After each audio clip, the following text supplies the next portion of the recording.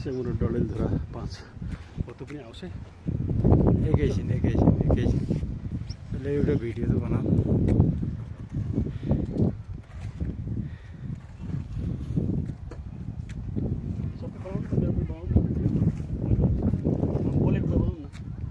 ल यो डडेलधुरा जिल्लाको हामी अमरगढी किल्ला भन्ने ठाउँमा आएका छौँ आज।